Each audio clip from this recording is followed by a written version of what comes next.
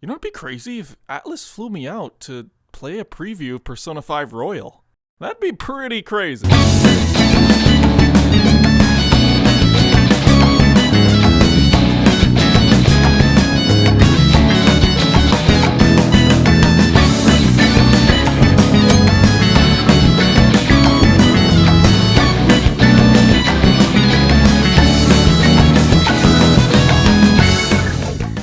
LA, home of the Hollywood Walk of Fame, wildfires, mudslides, and these scooters that are just everywhere. Seriously, what the fuck? At least they know who Best Girl is. So, obvious confession here. I really like Persona 5, yeah. A lot of you saw my journey on this channel, where I made that video, How Persona 5 Stole My Heart, and convinced me you could craft an RPG experience that had values embedded into gameplay that I cared about over some other RPGs. Since then, I've really taken a dive into the series, its themes, and Persona 5 Royal. And I've been completely in the dark about the game. I haven't looked at any Japanese gameplay or trailers. I want to experience this game as authentically as possible. I did that for Persona 5 and I loved it, so I really want to see the changes in this game to the story and other features. But Atlus just doesn't say, hey, you want to be flown to a whole other country? This ain't the mailman giving you another Popeyes flyer but the Migos menu. This is Persona! So I put everything into this trip to make it the most worthwhile. I only had 2 hours at the entire event, so I made my way to the event and tried to make the best of it. I think I made a wrong turn.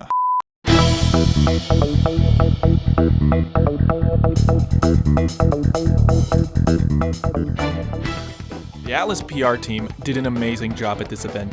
Imagine a ballroom soaked in red with the Super Mario RPG type chandeliers. I was in awe. The demo was played in this awesome classroom. They really went above and beyond to create this sort of Persona dynamic. You have the school life in the classroom with the play session, and then the metaverse with the partying and the drinking and all that. Alright, enough. We want to talk about the demo. I know that's why some of you want to hear the video. So let's talk about some of the differences in this game from the original Persona 5. First thing you're going to notice is the graphical overhaul. Persona 5 was developed for the PS3, so it's beautiful. There are small details like Ann's whip. So much more detail packed into it than before, and it's just those little things that I appreciate when I look into games or at least remasters of sorts. In terms of lengthy gameplay, funny story, I actually had my footage corrupted, so I can grab screenshots from the footage, but the footage looks like this. So, I'm Boo. Boo the Fool. There are gonna be other channels that are covering this, so I wouldn't worry if you can't find the footage you want to see. I'm just gonna be covering the stuff I wanted to talk about. So basically, Makoto, look at her. What a dork! First off, they ditched the old font for this snazzy new serif. Not sure how I feel about it, but the demo definitely gave off a sharper vibe. There's a lot of these small changes. For example, Ann's background during her texting conversations have these little flower petals falling down. I'm sure you've seen this, but the heads that appear during dialogue also have many variations. Characters have a bunch more expressions, and notice a bunch of Morganas, which really made them more animated. There's even different ones for when you're on your phone with your friends. The dialogue box also can change depending on the tone of who's talking, as evidenced by this Shadow Kamoshida. As someone who loves little details, this game does not disappoint. For example, Ryuji goes and shows Yukigi Joji for the first time with the billiards and the pool minigames they added.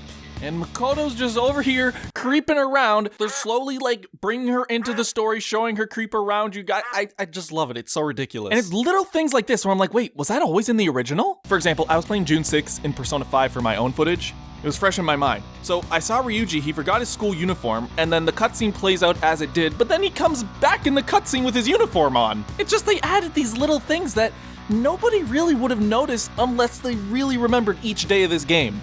And that's what I'm really excited about, because this is super early in the game. I can only imagine what they added later. Now, what about gameplay? There are a few nifty things. For one, you ever hate trying to find your confidants? You're like, where the heck are they? There's now a dedicated button to show you which ones are available and warp you right to them. It's fantastic. Further, they added a cavalcade of minigames too. Darts, I didn't really get to play, but it does seem to be pretty fleshed out. Much more than GTA 4. When you complete this with a character that's in your party, it actually strengthens the baton pass ability, making them do more damage. Next up, let's go to the palaces. Joker's Up special. The grappling hook can grapple onto Oh, wait a minute. This is so weird. Never have I had to do, like, a know your moves and then the footage of the character's ability being used after that game is even out. Anyways, these don't really change the dynamic of dungeons. Rather, it showed me that dungeons have been changed quite a bit. Not only from just how they look aesthetically, but how you navigate between them. There's also this cute little thing, a will seed. Well, will it? Anyways, from what I gathered, there are 3 of these in each palace.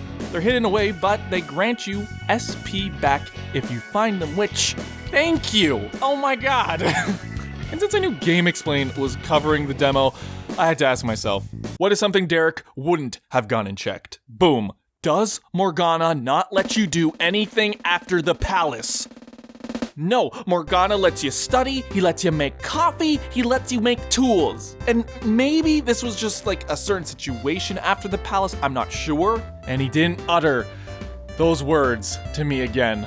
I hope this is a trend. So I've been holding off some of the more spoily stuff with the Kamoshida fight and the new character, so if you don't want to see that, do yourself a favor and get the fuck off my video! So the Kamoshida fight is more or less the same in terms of how you actually beat him, but they added stuff and mixed stuff in to make it feel like a new experience, or almost an enhanced experience. For example, you have the flirty and gross Anne being more flirty and gross. Also, now that I mention that, like, before the fight, they really build him up to be this horrible, reprehensible man. Kamoshida's even acting more detestable and unforgivable too. I audibly gagged in the play session to this, but it gets worse. First, there's Shadow Mishima. He comes to assist Kamoshida in a powerful attack. And then he adds She-Hulk. What the hell? Yeah, so they just took him from you're trash to you are the entire dump. The fight, nonetheless, stays pretty much the same with some changes to the cutscenes, but going over everything would kind of be redundant. Finally, there wasn't much to say here, but we got to see Kasumi in action. Not really in the battles, but we gotta have a cutscene with her, showing the awkward, flirtatious sort of dynamic that she probably will have that I don't know quite because I don't know any of the footage. Also, a fun thing I got to experience, I got to see her voice actress see the character in the game during this play session for the first time. It was really humbling because she was just like smiles the entire time. And last but not least, the Thieves Den. I was not sure what to expect only because this egg kid was just here. Billy Hatcher, what did you make? How? Why? But from what I can gather, the Thieves Den has things you can collect in the game of Persona 5 and then place in sort of a gallery. So basically Super Smash Bros. Trophies. Thank you. I was already spending 200 hours in this game. You're gonna make it 3. All in all, like, there is a lot packed into here. I really could have went, oh this, oh that, for a lot of this stuff. But all you need to know is they've packed in a lot of extra details to this game. If you played Persona 5, you're probably gonna find something new and enjoyable in Persona 5 Royal.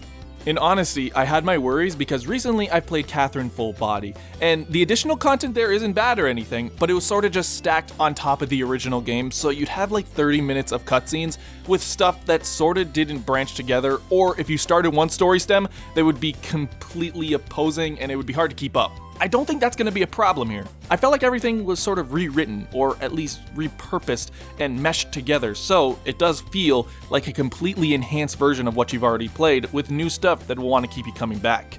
Of course, it was only an hour demo, but I mean, all of that was pretty much enough for me to not be worried.